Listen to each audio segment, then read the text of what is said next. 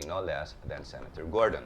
So when we come back, we'll talk of that, and then in the middle of the second portion, when we come back, I will try to pull it out just a little bit to some other current event, tied up to the same concept or critique, plagiarism. We'll be right back.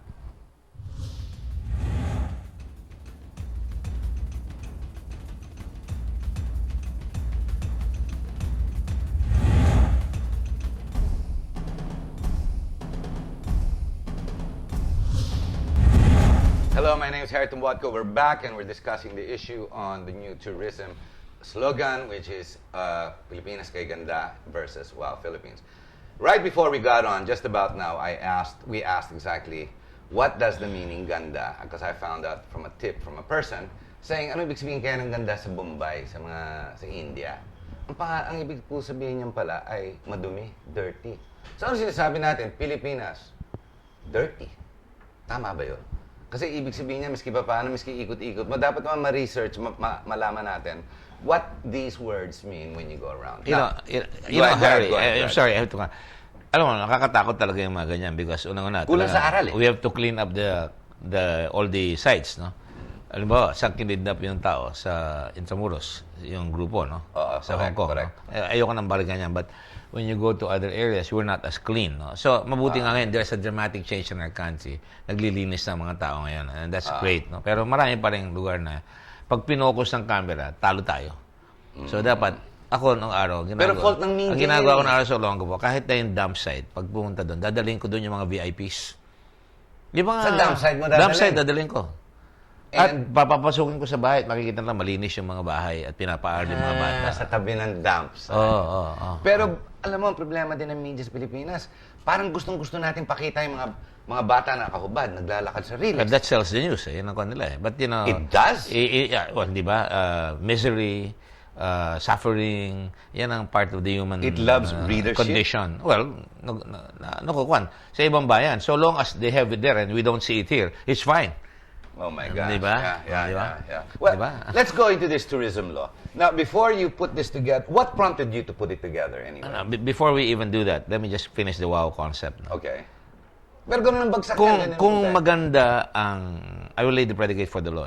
Sige. Kung ang Wow Philippines nag-click because of all the above, no, including, let's give credit where credit is due, sinuportahan natin yung plano ng presidente na ikabit yung buong Pilipinas sa National Nautical Highway.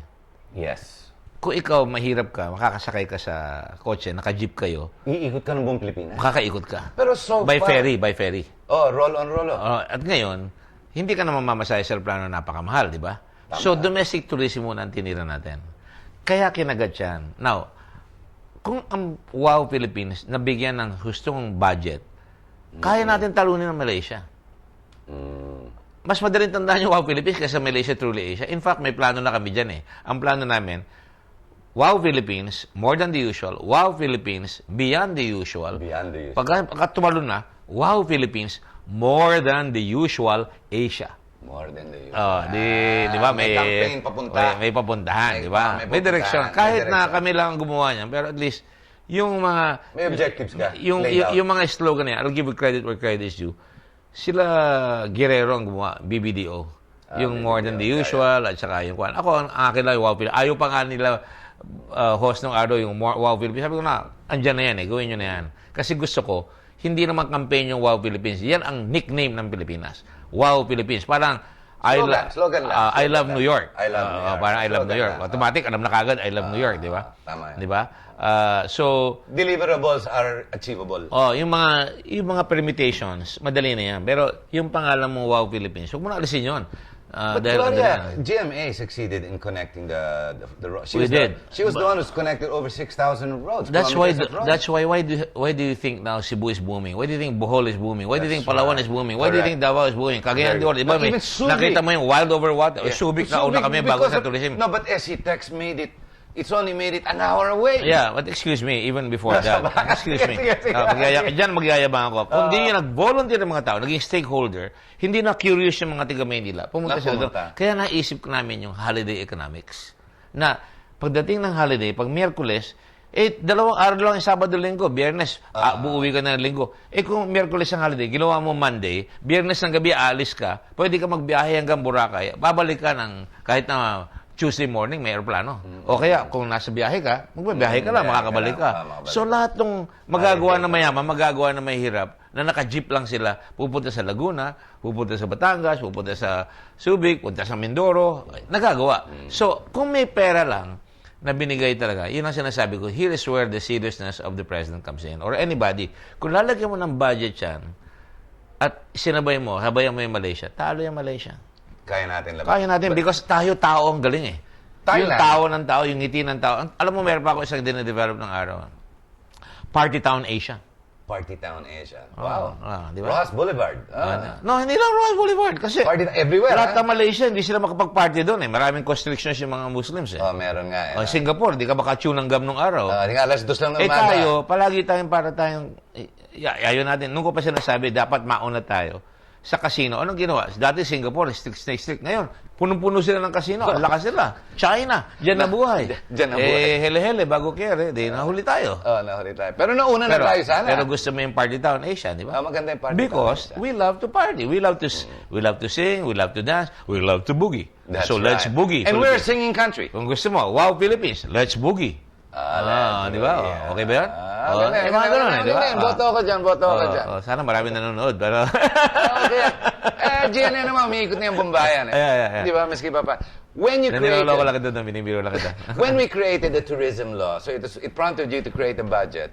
Nasundan, nagawa, now they're enjoying this right now. Well, ang law, ang pinakamalaking bagay dyan, ang kulang kasi regulatory. Nilagyan natin ng ngipin yung Department of Tourism. Kung salbahe yung pupunta doon pupunta yung turista doon, nag-complain.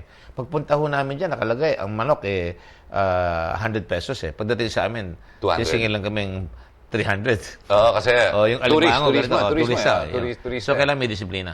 So, halimbawa, yung bankero dati sa Pangasinan, sa Pagsangan, magaling yung mayor dyan, ngayon governor. Si Hercito. Governor Hercito. Nag-usap kami niya. Sabi ko, bibigyan kita ng advisory kasi nung araw, yung mga bankero dyan, nung hindi ka pa nakaupo, iiwanan yung mga turista sa gitna. Wala kang comfort room. Sabi ko, totoo yan. ano gawin ko? Sabi niya gano'n, lagyan natin ng uniforme yung mga Meron tao. nga. Meron nga. Ito yung pala galing yan. Oo, ginawa namin. Tsaka isa lang presyo. Isa lang ang presyo. Isa lang ang presyo. So, lumakasuli. Kung hindi, ngayon, under the law, pwede ko sabihin, the travel advisory from the Philippines to all Filipino, for all tourists here. Don't go to this place right now. Patay negosyo nila overnight. Because hindi sila sumusunod. Help us uplift tourism. Di ba? Meron pa yung mga stickers na linalabas that you are tourist-worthy. Grade A establishment. Nakita ko yan. Nakalagay yan. Sa'yo yung nag-umpisa yun? Sa batas yan. Sa batas yun? Nilagay Batas ko sa pala batas yan. Nilagay ko sa batas yan. Tapos, yung Tourism Promotion Board, ginawa natin, 5 from the stakeholders ng tourism, private sector, public sector, yung 5 sa gobyerno, at isang Secretary of Tourism ang chairman. So, hindi mo basta pwedeng baguhin yung Wow Philippines o hindi mo basta pwedeng gawin yung ginagawa natin dito. So you have to convene the two groups ideally. In this case, every obviously, month wala. may meeting yan. Dito nangyayari, wala. Isa lang eh. May demandahan ngayon dyan eh. Nagdidemandahan sila. Oh, I see. Yan ang problema. Pagka binigyan mo ng poder, magkakaroon ng gulo. Grabe. So, pangalawa, yung Tourism Infrastructure and Appraisal Authority, yun ang magdadala ngayon ng mga hotel. Parang Maldives. Ikaw hapon ka. Nabuhat ko san. You are from Hapon. Okay?